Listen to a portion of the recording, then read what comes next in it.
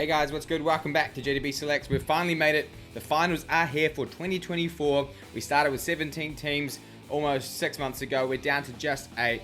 Super excited for the final series, even though the Warriors aren't in. Hopefully we do see a 4-peat, potentially, a bit of an underdog like the Cowboys, Bulldogs, or Manly getting a crack. Hopefully not the Storm. Nah, just kidding, guys. But before we get stuck into my tips and predictions for the first week of the finals, I just wanted to say, if you haven't, check out my Discord server. It grew exponentially last week after I shared some of the profit we've made this season. I'm super proud of the community we've built. We have a really, really welcoming community who's always willing to share their own bets, suggestions, tips, thoughts, all of that good stuff.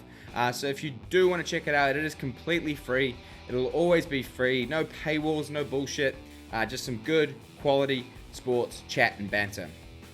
Now, before we get stuck into my tips and predictions, we do need to reveal the winner of the JDB Selects Tipping Comp for 2024. And while my tips last week prove that either I don't get Rugby League or Rugby League doesn't get me, there are 3 people who had exceptional seasons and have taken out the 3 top prizes. Obviously, it isn't really much of a surprise if you're in the Tipping Comp, as you can view it in the app.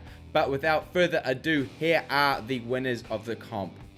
And big congratulations to Manawatu Turbo, who has taken out top spot by just a single point over Cornish. The two of them went back and forward all season, especially down the stretch, and Manawatu Turbo has come out on top, so congratulations to you.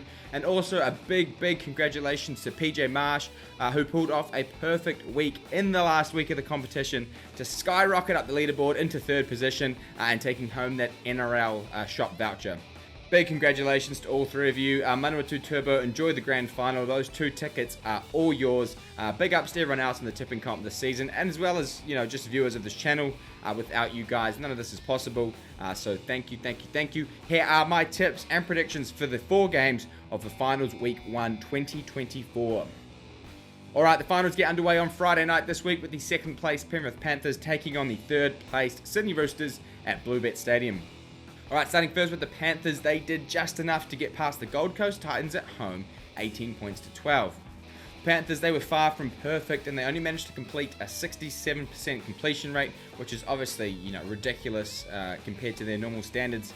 They are looking a bit beat up and tired, in my opinion. A lot of their players, Edwards especially, are carrying lingering injuries, and they certainly, are starting to show the signs of a side that's been at the top for so long, because it is so hard to stay at that level. I wouldn't say the wheels have fallen off though for the Panthers, but they are starting to certainly look a little bit wobbly, maybe need a bit of oil, and unfortunately it is at the wrong time of the year, but if any side can pull off a miracle, it would be the Panthers. Now in terms of teams list for Penrith this week, big news is obviously Nathan Cleary.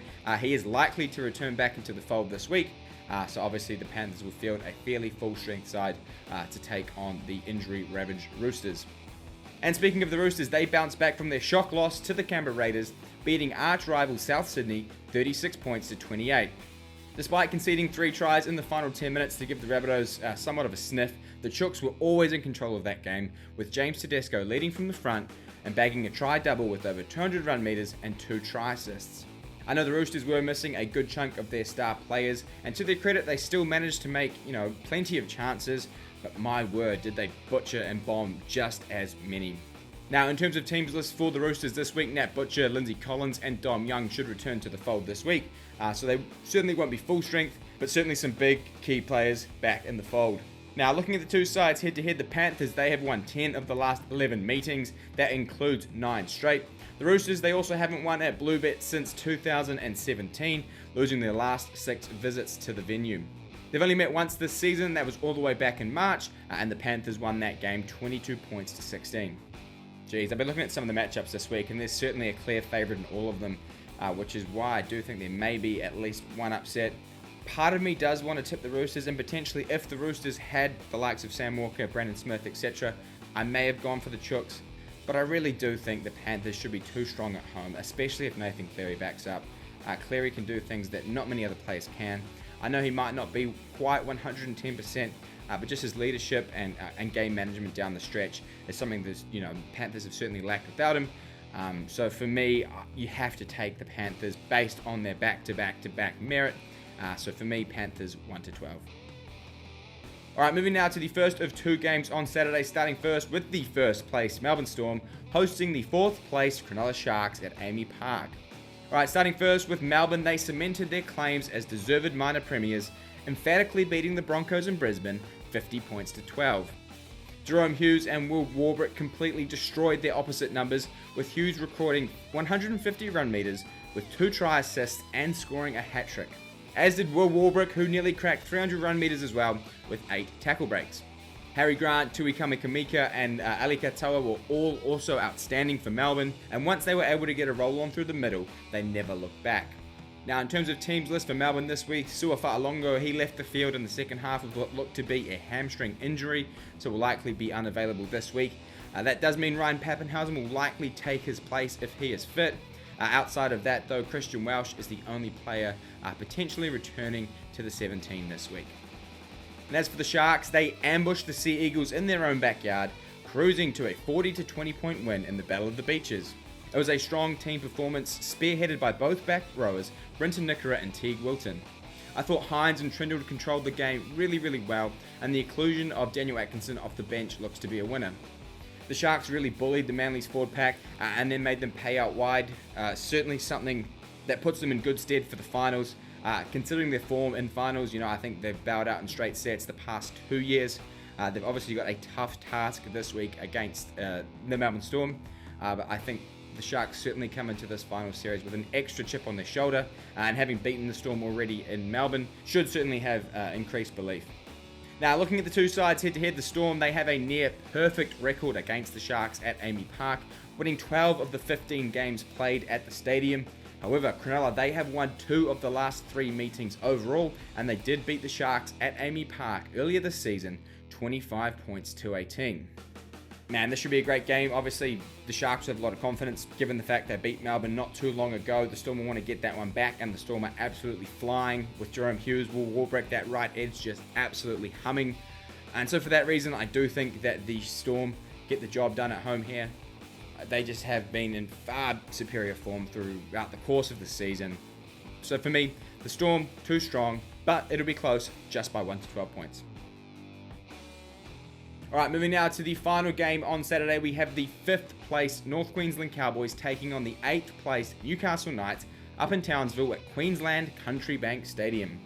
Alright, starting first with the Cowboys, they proved a lot of people wrong, including myself, Friction, shout out Friction, producing their best 80 minutes of the year to defeat the Bulldogs 44 points to 6. Now, I know the Cowboys did almost score 50 points, so I should really be wrapping their attack. And while that was certainly, exceptional, I thought it was the Cowboys' game plan and defense that was the most impressive.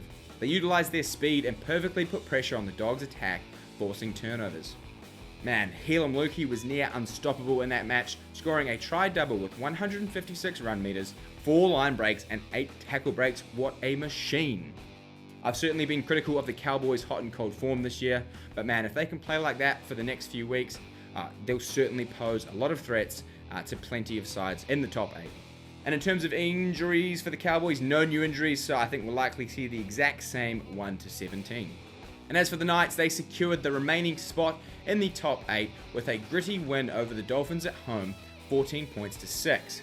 Now, it certainly wasn't the most exciting game of the season, but you've got to give massive credit to the Knights for the way they defended. Newcastle statistically have one of the worst attacks in the competition, so to beat an offense-orientated side like the Finns off the back of their defense is extremely impressive.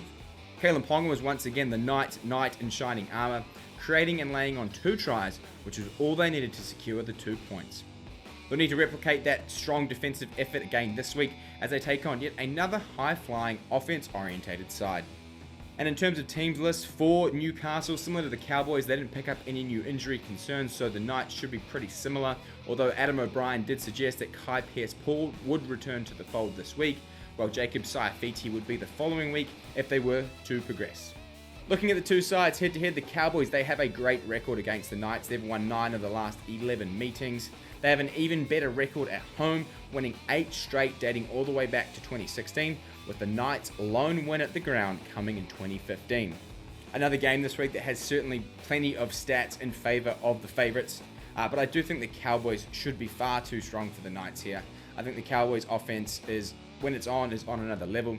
If they can replicate their defense, I do think the Knights can't be up again for 2 weeks in a row, very similar to what the Dolphins did. They were up for the Battle of Brisbane and then couldn't get up the following week. I feel like this could be a very similar situation. So for me, I'm going to take the Cowboys to win by 13 plus. I think they can put a score on the Knights in front of their home fans. Alright, and the final game of the finals in week 1 has the 6th place Canterbury Bankstown Bulldogs hosting the 7th placed Manly Sea Eagles at a core stadium. Right, starting first with the Doggies, they suffered their second loss in just as many weeks, getting absolutely torched by the Cowboys at home, 44 points to 6. The Doggies, they really missed Matt Burton's long kicking game to give their forwards a break, and their forwards were just peppered through the middle by the Cowboys. Drew Hutchinson was obviously very underwhelming in the halves, even forcing Cameron Serrato to move him to the bench in the second half. They just lacked any offensive threat for the Cowboys. And for a side that has made it into the top 8 on the back of high completions and defense, it was, or certainly is, slightly concerning that they nearly conceded 50 points with a 60% completion rate the week before a knockout final. But for some reason, something tells me that they have it in them to turn it around. And if they can handle the bright lights of a core stadium for the 3rd time in 3 weeks, I do think that they have a really good chance in this game.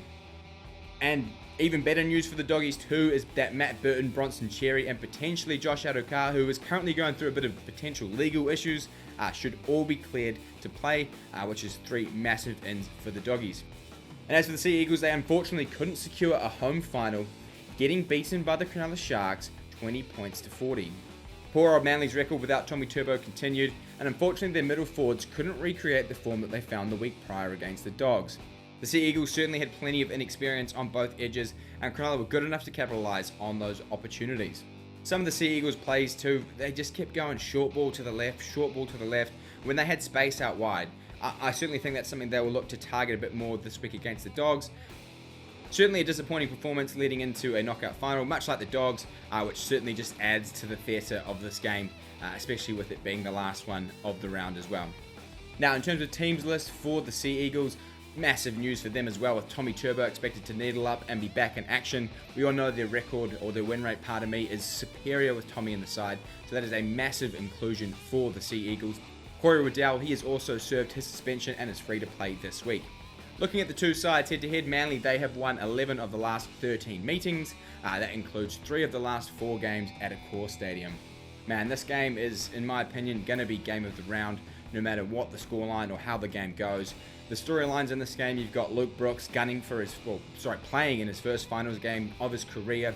You've got the Dogs, who have, seemingly reignited the rugby league community over there in Belmore, and it's humming. They're celebrating every time they win a regular season game. I can't imagine what the scenes would be like if they do beat the Sea Eagles on Sunday.